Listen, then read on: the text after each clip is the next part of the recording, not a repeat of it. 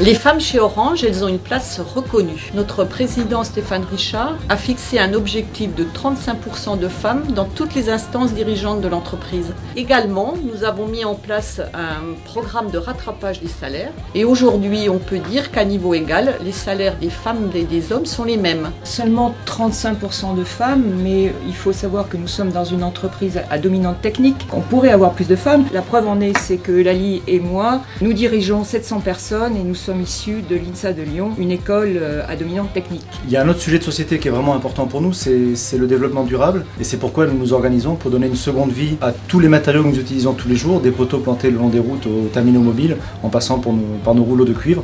Et ça, c'est vraiment un sujet que nous portons tous, n'est-ce pas? Oui, évidemment. Olivier Faure, bonsoir. Bonsoir à toutes et à tous. Alors, est-ce que les femmes sont plus en avance que les hommes sur le développement durable? Si je prends le cas de ma société, ce que je voudrais dire déjà, c'est que le développement durable, chez nous, c'est une histoire beaucoup de recyclage. On a des milliers de poteaux qu'on recycle tous les ans, on s'en rend pas bien compte, hein, des centaines de tonnes de cuivre qu'on sort de la terre pour remplacer par de la fibre.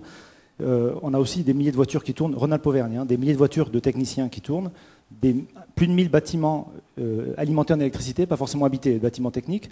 Et en fait, tout ça, c'est un monde éminemment masculin, qui est un monde technique, un monde de mecs.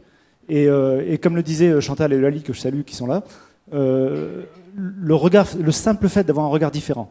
Alors, en l'occurrence, dans un monde masculin, un regard féminin, oui, ça fait changer les choses, très clairement dans ce domaine-là. Et alors, en plus, le fait d'avoir un regard féminin de décideur fait encore plus changer les choses parce qu'il y a des leviers en plus. Et c'est pour ça que pour moi, tout est un peu lié d'ailleurs. Hein, le fait que des femmes accèdent à des responsabilités, et moi je considère que c'est une responsabilité d'homme parce que le constat, c'est que ce sont les hommes qui tiennent la majorité des postes de responsabilité. Si nous, on ne se bouge pas, globalement, les choses bougeront lentement, elles bougeront mais lentement. Donc c'est nous qui avons une capacité d'accélération. Et dans le domaine du développement durable, on constate tous les jours, lorsque, encore une fois, un angle de vue différent, je ne dis pas qu'il soit meilleur, mais il est différent, et donc il accélère les choses, et on voit qu'on a des résultats plus rapides en termes de développement durable. Merci. Vous allez maintenant nous dévoiler le nom de la lauréate du Trophée de la femme du développement durable. Et donc la lauréate, c'est Cécile Gallo-Selva. Cécile Gallo-Selva, bravo. Et Cécile. J'adorais mon travail, mais j'avais besoin de quelque chose de plus. Et donc c'est à Oxford que j'ai trouvé le concept du social business. Et je suis revenue en France pour importer ce concept et de préférence ramener ça dans mon quartier d'origine. J'ai créé TIC en septembre 2010. On crée, on finance et on gère des espaces de bureaux et de commerce pour les petits acteurs du développement durable. On travaille sur 3 projets actuellement à Lyon, Paris, Castres. J'ai 6 employés, j'ai déjà généré 250 000 € de chiffre d'affaires.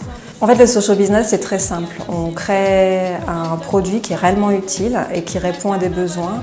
Et on y répond dans le respect de l'humain et de son environnement. On regarde toujours la performance sociale, environnementale et financière. Il n'y en a pas une qui prend le pas sur l'autre. J'ai toujours voulu lutter contre l'injustice depuis toute petite. Donc ça, je pense que ça se voit à travers ce que l'on fait aussi aujourd'hui à Ethic. En France, je pense qu'il y a encore beaucoup de sexisme, mais on fait avancer les choses et voilà, j'espère que ça va s'améliorer.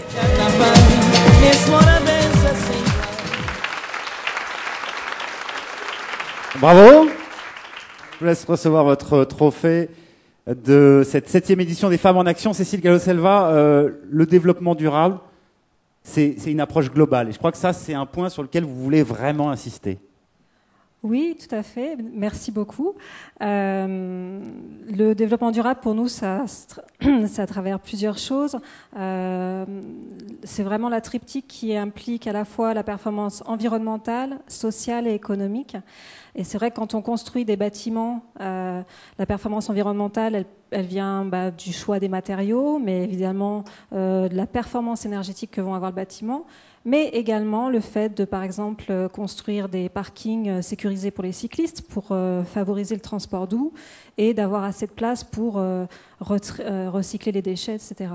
D'un point de vue social, bien sûr, notre impact, c'est de soutenir les petits acteurs du développement durable, mais c'est également une gouvernance interne exemplaire.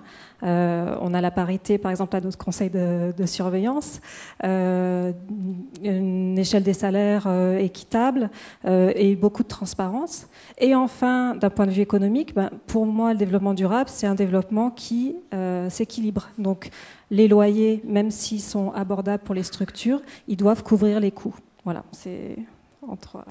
Femme de développement durable, Cécile Gallo-Selva, merci beaucoup. Bravo à vous. Je vous laisse rejoindre ici pour la photo.